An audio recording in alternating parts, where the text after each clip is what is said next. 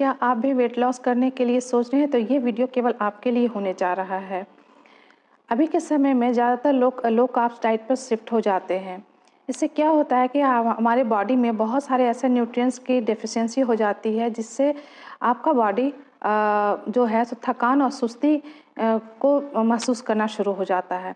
इसलिए ज़रूरी है कि आप अपने डाइट को सही रख सकें और एक अच्छे कोच या न्यूट्रिशनिस्ट के गाइड में ही आप अपना वेट लॉस करें। हेलो फ्रेंड्स, मैं हूँ Shalini, clinical dietitian and certified nutritionist in Ayurveda. जैसा कि हम जानते हैं हमारा फूड का बैलेंस होना बहुत ज़रूरी है, जिसमें से एक मेन न्यूट्रिएंट है हमारा कार्बोहाइड्रेट। कार्बोहाइड्रेट का जो मेन सोर्स है वो प्लांट्स है, चाहे वो गेहूँ हो, चावल हो, चीनी, गुड़, आलू, जितने भी सारे सोर्सेस हैं या फ्रूट्स, वेजिटेबल्स, जितने भी सोर्सेस हैं ये सारे प्लांट्स से हैं। अब डिपेंड करता है कि हम किस तरह का सोर्स को हम चुनते हैं जिससे हमारा जो लो कार्ब्स पे शिफ्ट होने का जो प्लान है, वेट लॉस करने का जो प्लान है वो सक्सेसफुल हो। एक बात और मैं यहाँ कहना चाहूँगी कि आपने कई बार सुना होगा कि प्रीबायोटिक्स वाले फूड्स को अपने खाने में इंक्लूड करना चाहिए। आखिर ये प्रीबायोटिक्स है क्या? प्रीबायोटिक्स फूड्स में कौन कौन से ऐसे फूड्स हैं जिसे हम इंक्लूड कर सकते हैं? स्पेशली जितने भी स्प्राउट्स हैं या फिर फाइबर रिच फूड्स जो आते हैं वो सारे प्रीबायोटिक्स में आते हैं। आप इस तरह के फूड्स को आप इंक्लूड कर सकते हैं अपने डाइट में। समझते हैं कि इसका इम्पॉर्टेंस इतना क्यों है। सबसे पहले कि जो हमारा कार्बोहाइड्रेट्स है ये सबसे ज़्यादा एनर्जी देता है। दूसरा, अगर हम प्रोटीन लेते हैं और कार्ब्स को कम कर देते हैं तो जो कार्ब्स का जो रोल है वो प्रोटीन को मिल जाएगा। ऐसे में प्रोटीन का जो लोड है, वो बर्डन है, वो बढ़ जाएगा। इसलिए हमें चाहिए कि प्रोटीन का जो काम है वो प्रोटीन को करने दे, जो कार्ब्स का है वो कार्ब्स करेगा। नेक्स्ट, जब हम इस तरह के कार्बोहाइड्रेट्स, कॉम्प्लेक्स कार्बोहाइड्रेट्स को लेते हैं जिसमें फाइबर ज़्यादा होते हैं तो कैल्शियम के भी एब्जॉर्प्शन में ये बहुत मदद करता है। कैल्शियम के एब्जॉर्प्शन में इसलिए मदद करता है क्योंकि हमारे बॉडी में एक ख़ास तरह का बैक्टीरिया है जिसे ग्रोथ करने में ये मदद करता है।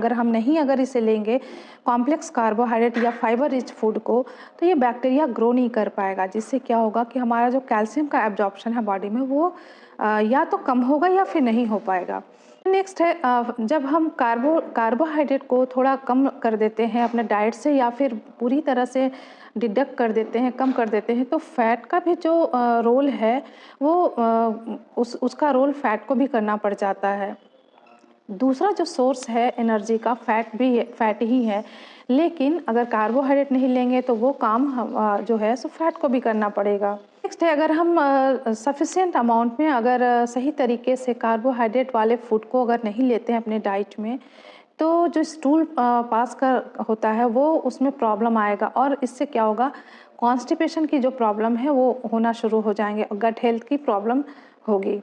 आपने कई बार सुना होगा कि गट हेल्थ को अच्छा रखना चाहिए।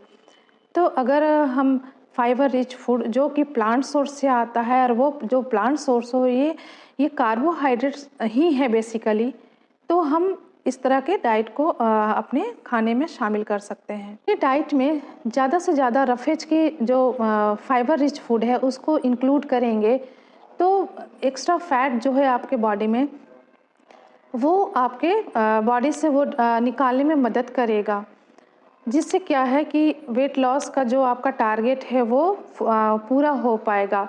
और फाइबर वाले फूड जितने भी होते हैं वो आपको एक फुलफिलमेंट का काम करते हैं। वेट लॉस कीजिए लेकिन एक सही गाइडेंस के तहत, ताकि आपका जो वेट लॉस का जो टारगेट है वो पूरा हो सके। फ्रेंड्स, ये वीडियो आपको कैसा लगा प्लीज़ आप मुझे अपने सुझाव कमेंट बॉक्स में जाकर ज़रूर लिखिएगा और आपका ये कमेंट मुझे मोटिवेट करता है ताकि मैं इस तरह के और भी वीडियोस आपके लिए ला सकूं।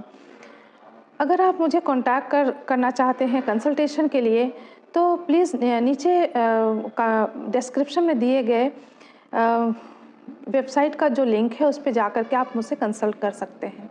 तब तक के लिए हंसते रहिए, मुस्कुराते रहिए। Thank you.